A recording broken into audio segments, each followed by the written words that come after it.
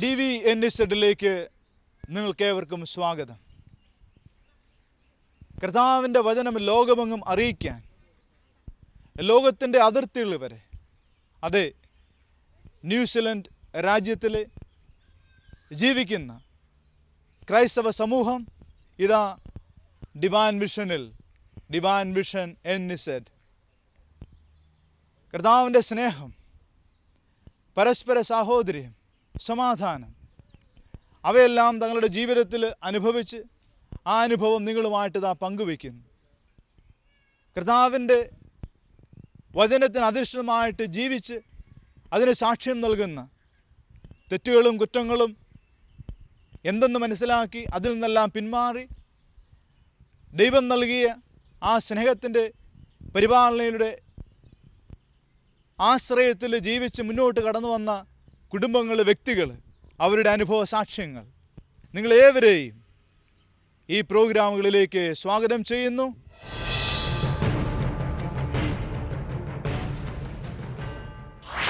മിശിഹായ സ്നേഹമുള്ള സഹോദരി സഹോദരങ്ങളെ, DVNZ വചന വേദിയിലേക്ക് ഏവർക്കും സ്വാഗതം. കർത്താവ് എന്നും വചനത്തിലൂടെ നമ്മോട് സംസാരിക്കുന്നു. പൗലോസ്ലീഹ കൊരിന്ത്യർക്കാർക്ക് എഴുതിയ 1-ാം ലേഖനം 1-ാം അധ്യായം 18 മുതലുള്ള വചനം: നാശത്തിലൂടെ ചരിക്കുന്നവർക്ക് കുരിശിന്റെ വചനം ഭോഷത്വമാണ്, രക്ഷയിലൂടെ ചരിക്കുന്ന നമുക്കോ അത് ദൈവത്തിന്റെ ശക്തി അത്രേ. വിജ്ഞാനികളുടെ വിജ്ഞാനം ഞാൻ നശിപ്പിക്കും, വിവേകികളുടെ വിവേകം ഞാൻ നിഷ്ഫലമാക്കും എന്നെഴുതപ്പെട്ടിരിക്കുന്നുവല്ലോ. വിജ്ഞാനി എവിടെ? നിയമജ്ഞൻ എവിടെ? ഈ യുഗത്തിന്റെ താർക്കികൻ എവിടെ?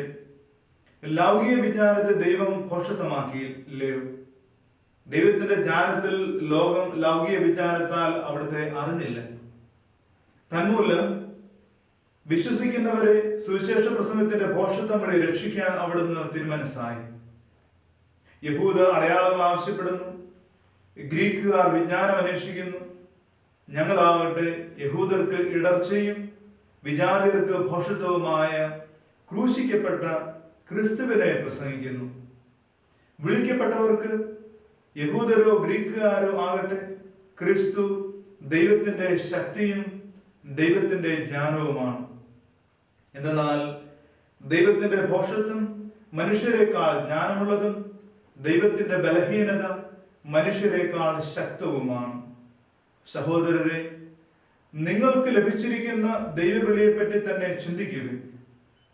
ലൗകിക മാനദണ്ഡം അനുസരിച്ച് നിങ്ങളിൽ ബുദ്ധിമാന്മാർ അധികമില്ല, ശക്തരും കുലീനരും അധികമില്ല. എങ്കിലും വിജ്ഞാനികളെ ലജ്ജിപ്പിക്കാൻ ലോകദൃഷ്ടിയിൽ ഭോഷന്മായവരെ ദൈവം തിരഞ്ഞെടുത്തു. ശക്തമായവയെ ലജ്ജിപ്പിക്കാൻ ലോകദൃഷ്ടിയിൽ ഭോഷന്മാരായവരെ ദൈവം തിരഞ്ഞെടുത്തു. ശക്തമായവയെ ലജ്ജിപ്പിക്കാൻ ലോകദൃഷ്ടിയിൽ അശക്തമായവയെയും, നിലവിലുള്ളവയെ നശിപ്പിക്കുവാൻ വേണ്ടി ലോകദൃഷ്ടിയ നിസ്സാരങ്ങളായവയെയും അവഗണിക്കപ്പെട്ടവയെയും ഇല്ലായ്മയെ തന്നെയും ദൈവം തെരഞ്ഞെടുത്തു. ദൈവസന്നിധിയിൽ ആരും അഹങ്കരിക്കാതിരിക്കാനാണ് അവിടുന്ന് ഇങ്ങനെ ചെയ്തത്. യേശു ക്രിസ്തുവിലുള്ള നിങ്ങളുടെ ജീവിതത്തിന്റെ ഉറവിടം അവിടുന്നാണ്. ദൈവം അവനെ നമുക്ക് ജ്ഞാനവും നീതിയും വിശുദ്ധീകരണവും പരിത്രാണവും ആക്കിയിരിക്കുന്നു. നമ്മുടെ കർത്താവായ മിശിഹായ്ക്ക് സ്തുതി. പൗലോസ്ലീഹ കൊരിന്ത്യർക്കാർക്ക് എഴുതിയ 1-ാം ലേഖനത്തിൽ കുരിശിന്റെ ഭോഷത്തെ കുറിച്ചാണ്. അതെത്രമാത്രം മനുഷ്യ ഹൃദയങ്ങളിൽ ആഴമായി പതിച്ചു, ആ ഭോഷത്വം ദൈവം എങ്ങനെ ദൈവത്തിൻ്റെതാക്കി മാറ്റി എന്ന് പൗലോസ്ലീഹ വ്യക്തമായിട്ട് നമ്മോട് സംസാരിക്കുകയായിട്ട്, വളരെ വ്യക്തമായിട്ടാണ് നമ്മോട് സംസാരിക്കുന്നത്. ക്രൂശിതനായ കർത്താവാണ് നമ്മെ രക്ഷിച്ചത്, മറ്റാരുമല്ല. ആ കുരിശാണ് നമ്മുടെ രക്ഷ. ആ കുരിശിലാണ് കർത്താവിന്റെ ജ്ഞാനം, ആ കുരിശിലാണ് ദൈവത്തിന്റെ ശക്തി.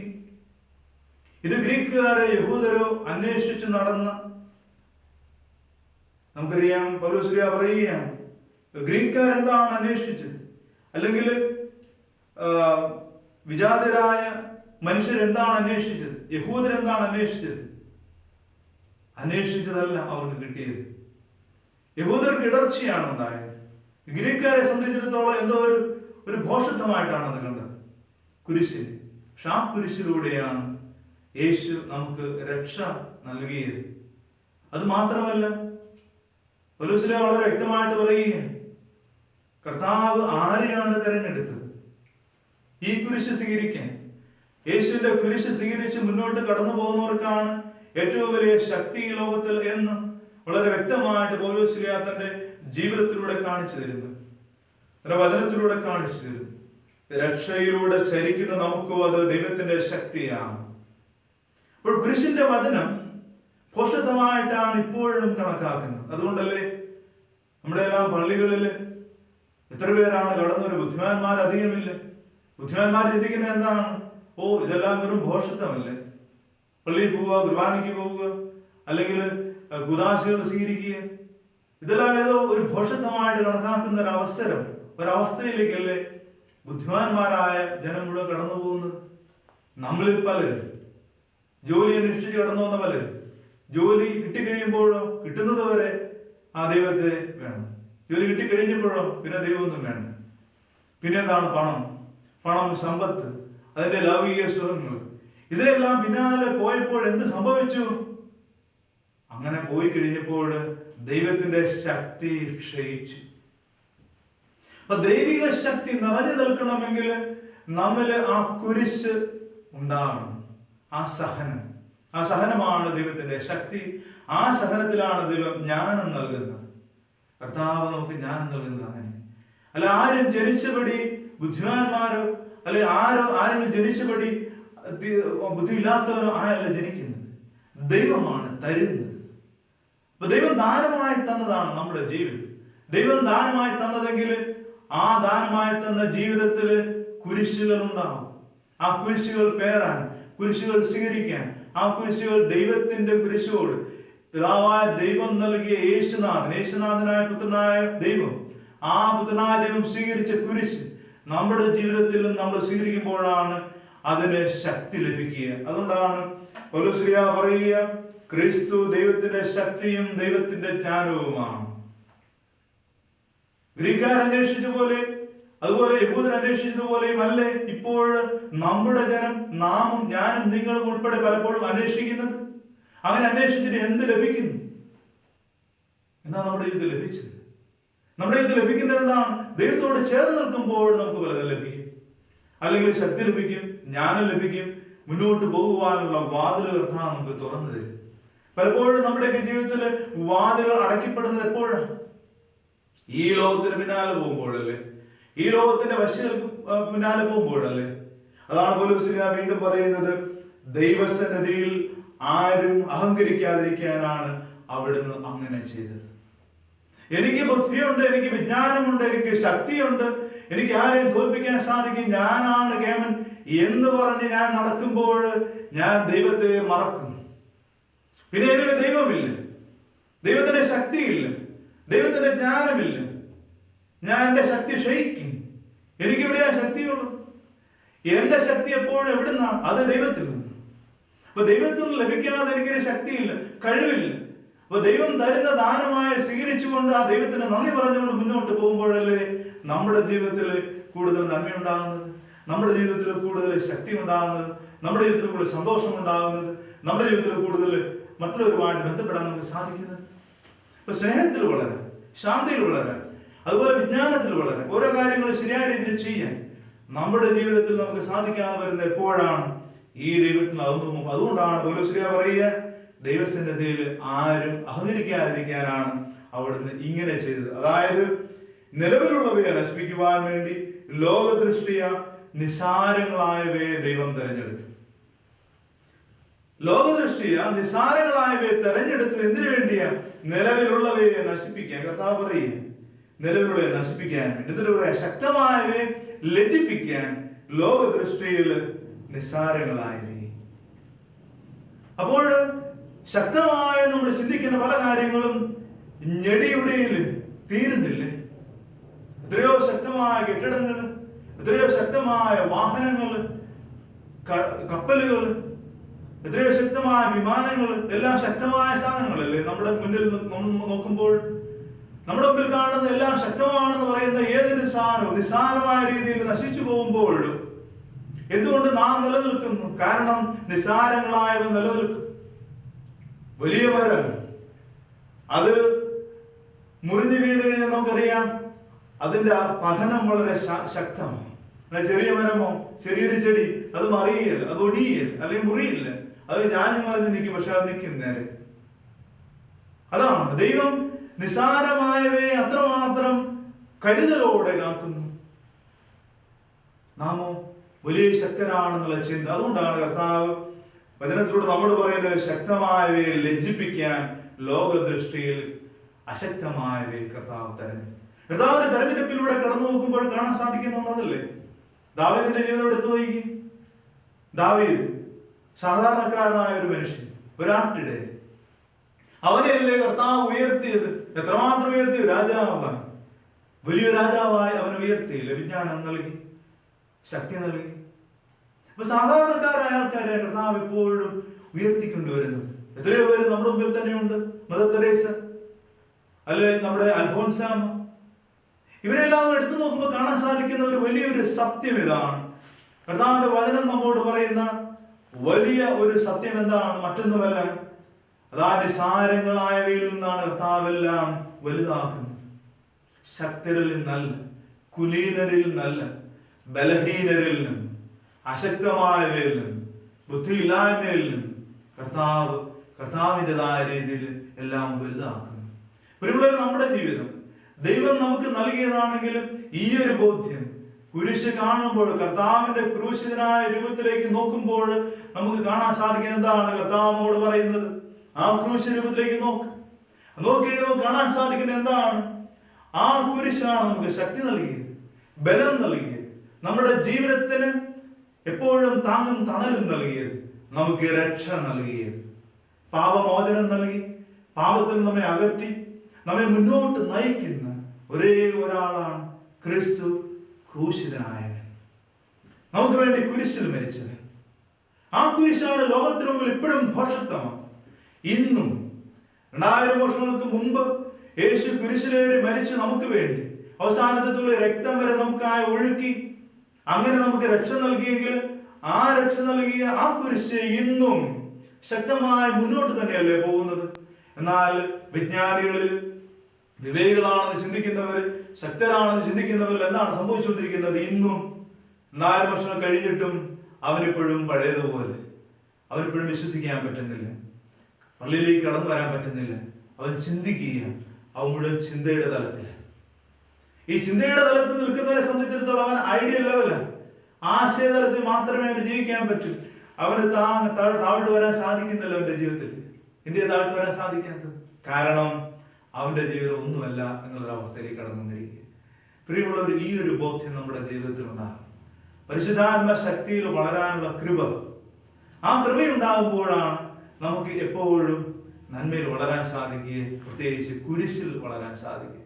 കുരിശാണ് എൻ്റെ രക്ഷ, കുരിശാണ് എൻ്റെ ബോധ്യം, കുരിശാണ് എൻ്റെ വിജ്ഞാനം, കുരിശാണ് എൻ്റെ ശക്തി. ആ കുരിശിൽ വളരാനുള്ള കൃപയ്ക്ക് വേണ്ടിയാണ് നാം ഇന്ന് പ്രാർത്ഥിക്കുന്നത്. എന്നെ കേൾക്കുന്ന, എന്നെ കാണുന്ന നിങ്ങൾ ഓർക്കുക, നാം എല്ലാം ഞാനും നിങ്ങളും രക്ഷിക്കപ്പെട്ടത് ഈ കുരിശിലൂടെയാണ്. ആ കുരിശ് നമ്മുടെ ജീവിതത്തിൽ കടന്നു വരുമ്പോൾ, ആ കുരിശായിരിക്കും എപ്പോഴും രാവിലെ എണീക്കുമ്പോഴും, നമ്മുടെ ജോലി സ്ഥലത്തായിരിക്കുമ്പോഴും, നാം എവിടെയെല്ലാം പോകുന്നു അവിടെ ആയിരിക്കുമ്പോഴും, നാം വൈകുന്നേരം തിരിച്ചു കടന്നു വരുമ്പോഴും ഈ കുരിശിനെ കർത്താവിലേക്ക് നോക്കുക. നമ്മുടെ പ്രശ്നങ്ങൾ ഉണ്ടാകുമ്പോൾ, ബുദ്ധിമുട്ടുകളുണ്ടാകുമ്പോൾ, കഷ്ടപ്പാടുകൾ ഉണ്ടാകുമ്പോൾ ഈ കുരിശിലേക്ക് നോക്ക്.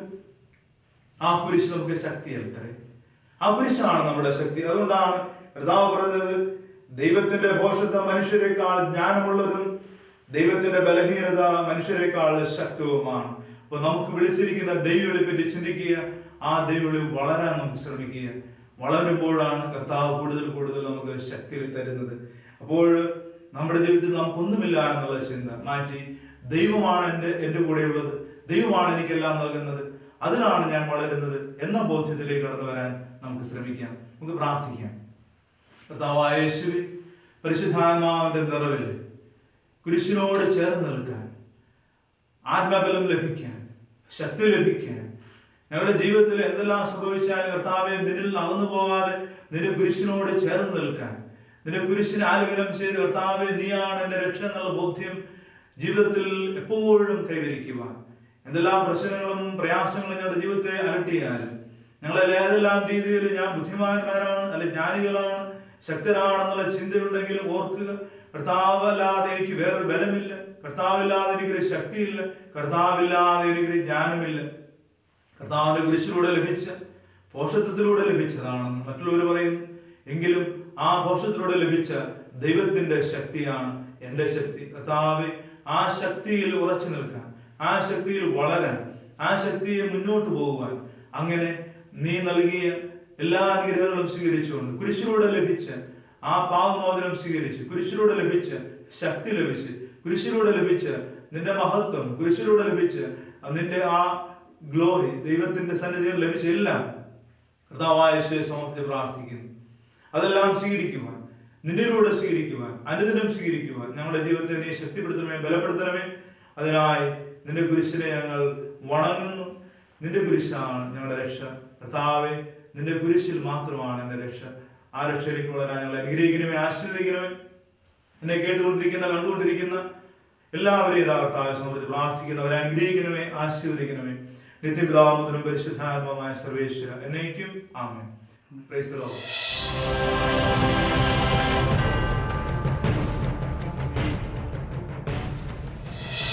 എൻ്റെ പേര് ജെൻസൺ. നാട്ടിൽ മുരിങ്ങൂരാണ് വീട്. ഇവിടെ ന്യൂസിലാൻഡിലെ റൊട്രിവേലാണ് ഞാനിപ്പോൾ താമസിക്കുന്നത്. വൈഫ് ഇവിടെ BNRM കോഴ്സിന് വേണ്ടി ആദ്യമായിട്ട് ഇവിടെ വന്നു. അതിനുശേഷമാണ് ഞാനിവിടെ വന്നത്. തീർച്ചയായിട്ടും ഈ രാജ്യത്തോട്ട് കടന്നു വരുമ്പോൾ എല്ലാവർക്കും ഉള്ളതുപോലുള്ള അനുഭവങ്ങൾ എനിക്കും ഉണ്ടായിരുന്നു. കാരണം ആദ്യം ജോലി, പിന്നെ ഇവിടെ എങ്ങനെ പിടിച്ചു നിൽക്കുമെന്നുള്ള കാര്യങ്ങളൊക്കെ ആയിരുന്നു. പക്ഷേ എൻ്റെ ജീവിതത്തിൽ ഞാൻ തുടക്കം മുതൽ, എൻ്റെ ജീവിതത്തിൻ്റെ യേശുവിനെ അറിഞ്ഞ നാൾ മുതൽ ഞാൻ യേശുവിനോട് ചേർന്ന് നിന്നിട്ടുണ്ട്.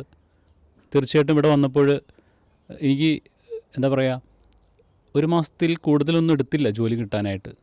ഇവിടെ ഒത്തിരി ജോലി കിട്ടാൻ ബുദ്ധിമുട്ടാണ് എന്ന് കേട്ടിട്ടുണ്ട് ഈ റൊട്രിവേയിൽ. കാരണം വന്നപ്പോൾ ഒത്തിരി പേര് അങ്ങനെയാണ് പറഞ്ഞത് എന്നോട്. പക്ഷേ എൻ്റെ ദൈവം തീർച്ചയായിട്ടും നല്ലൊരു ജോലി നൽകി അനുഗ്രഹിച്ചു. പിന്നെ ഇവിടെ വന്നപ്പോൾ എന്താ പറയുക, ഒത്തിരി നല്ല അനുഭവങ്ങൾ അവിടെ എനിക്ക് ഉണ്ടായിരിക്കുന്നത്. ഒരിക്കലും എന്നൊരു കഷ്ടപ്പാടിലേക്ക് പോകേണ്ട ഒരു അവസ്ഥ ഇതുവരെ എനിക്കുണ്ടായിട്ടില്ല. തീർച്ചയായിട്ടും ദൈവത്തോട് ചേർന്ന് തന്നെയാണ് ഞാൻ ഇന്നും ജീവിക്കുന്നത്. അതുപോലെ തന്നെ വൈഫ് ഇപ്പോൾ പ്രഗ്നൻ്റായിട്ട് നാട്ടിലോട്ട് പോയിരിക്കുകയാണ്. ഈ പോകുന്നതിന് തൊട്ട് മുമ്പാണ് വൈഫിന് IELTS ക്ലിയർ ആയത്. അതൊക്കെ തമ്പുരാൻ നൽകിയ വലിയ അനുഗ്രഹം തന്നെയാണ്. ഞങ്ങൾക്കത് നഴ്സിംഗ് കൗൺസിലിൽ സബ്മിറ്റ് ചെയ്യാൻ സാധിച്ചു. ഒത്തിരി അനുഗ്രഹങ്ങളിലൂടെ ഇവിടെ വന്നതിന് ശേഷം ഒത്തിരി അനുഗ്രഹങ്ങൾ ഉണ്ടായിട്ടുണ്ട്. അതിനുള്ള ഇത് നന്ദി പറയുന്നു. ഞാൻ ഈ റൊട്ടറിയിൽ വന്നപ്പോൾ ആദ്യമായിട്ട് റിജേട്ടനെ പരിചയപ്പെടുകയുണ്ടായി. ഇവിടെ ഒരു പ്രയർ ഗ്രൂപ്പ് ഉണ്ടായിരുന്നില്ല. അപ്പം ഞാൻ റിജേട്ടനുമായിട്ട് ഞങ്ങൾ ആലോചിച്ച് ഇവിടെ ഞങ്ങളൊരു പ്രയർ ഗ്രൂപ്പ് ആരംഭിച്ചു. അതിനിപ്പോൾ ഞങ്ങളെ നയിച്ചുകൊണ്ട് പോകുന്നത് വർഗീസ് അച്ഛനാണ്. അച്ഛൻ എഴുതിയ കാൽവരി യാത്ര എന്ന് പറയുന്ന കുരിശിൻ്റെ വഴി വളരെ ആത്മീയമായിട്ട് ഞങ്ങളുടെ പ്രയർ ഗ്രൂപ്പിൽ ഞങ്ങൾ ചൊല്ലുമായിരുന്നു. അതുവഴി ഒത്തിരി പേർക്ക് അതിന് അനുഗ്രഹം ലഭിച്ചിട്ടുമുണ്ട്. അതിലെ ഗാനങ്ങളൊക്കെ ഒത്തിരി വളരെ നല്ലതാണ്. എന്താ പറയുക, കേട്ട് കഴിഞ്ഞാൽ നമ്മുടെ കണ്ണിൽ നിന്ന് ഒത്തിരി വെള്ളം വരുന്ന അനുഭവങ്ങളൊക്കെ ഉണ്ടാകുന്ന അത്രയും നല്ല രീതിയിലാണ് അച്ഛനത് പരിശുദ്ധാത്മാവിൽ നിറഞ്ഞു എന്ന് എഴുതിയതാണ്. ഒത്തിരി പേർക്ക് അത് ചൊല്ലുക മാത്രമല്ല, അത് പ്രാർത്ഥിച്ചുകൊണ്ട് ഒത്തിരി അനുഭവങ്ങളുണ്ടായിട്ടുണ്ട് എല്ലാവർക്കും ഇവിടെ. അതിലെ ഇംഗ്ലീഷ് സോങ്സ് കേൾക്കുക, വളരെ ഇംഗ്ലീഷ് അതിൻ്റെ ഗാനങ്ങളുണ്ട്.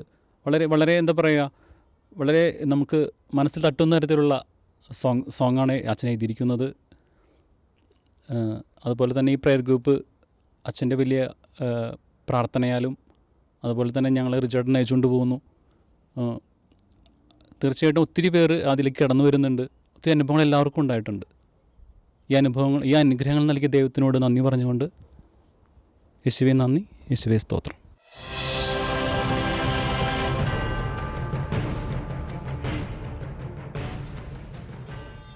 Welcome to Family Insight. ഞാൻ ഗീതു.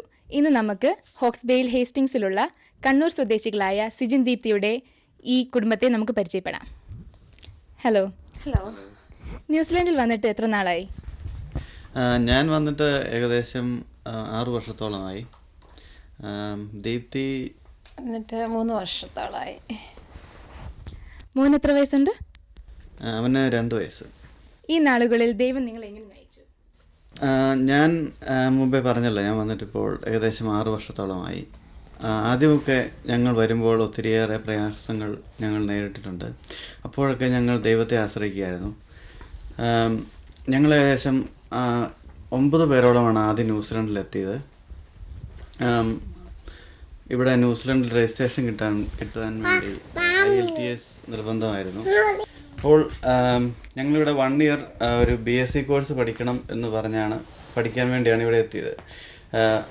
ഏജൻറ്റ് പറഞ്ഞു, ഈ കോഴ്സ് പഠിച്ചു കഴിഞ്ഞിട്ട് ഇവിടെ ഒരു IELTS എക്സാം എഴുതണം, എന്നിട്ട് അതിനാവശ്യമായ സ്കോർ കിട്ടിക്കഴിഞ്ഞാലേ നിങ്ങൾക്ക് ഇവിടെ നേഴ്സായിട്ട് വർക്ക് ചെയ്യാൻ സാധിക്കുമെന്ന് പറഞ്ഞു. അപ്പോൾ ആദ്യമൊക്കെ ഒത്തിരിയേറെ ബുദ്ധിമുട്ടുകളുണ്ടായിരുന്നു. കോഴ്സ് പഠിച്ചു കഴിഞ്ഞ് ഞങ്ങൾ എല്ലാവരും ഒത്തിരി പ്രാവശ്യം ട്രൈ ചെയ്തു, എന്നിട്ട് ആവശ്യമായ സ്കോർ കിട്ടിയില്ല. അപ്പോഴൊക്കെ ഞങ്ങളെല്ലാവരും ദൈവത്തിൽ ആശ്രയിച്ചു. എനിക്ക് പൂർണ്ണമായ ബോധ്യമുണ്ടായിരുന്നു, ദൈവത്തിന് എന്നെക്കുറിച്ചൊരു പദ്ധതിയുണ്ട്, അതെൻ്റെ നാശത്തിന് വേണ്ടിയുള്ള പദ്ധതിയല്ല, എൻ്റെ ക്ഷേമത്തിന് വേണ്ടിയുള്ളതാണെന്ന്. ഞങ്ങളെല്ലാവരും തന്നെ വൈകുന്നേരം ആ എക്സാമിനെ സമർപ്പിച്ച് പ്രാർത്ഥിക്കാറുണ്ടായിരുന്നു.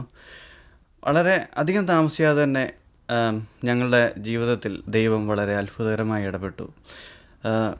എല്ലാവരും തന്നെ നല്ല സ്കോറോടുകൂടി എക്സാം പാസ്സാവുകയും അത് കഴിഞ്ഞ് ഞങ്ങൾക്കൊരു കോമ്പറ്റൻസി കോഴ്സ് ചെയ്യാനുണ്ടായിരുന്നു ഇവിടുത്തെ തൊട്ടടുത്തുള്ള പോളിടെക് EITയിൽ. ആദ്യം അവിടെ സീറ്റൊന്നും ഇല്ലായിരുന്നു, പക്ഷേ അവിടെയും ദൈവം വളരെ അത്ഭുതകരമായി ഇടപെട്ടു.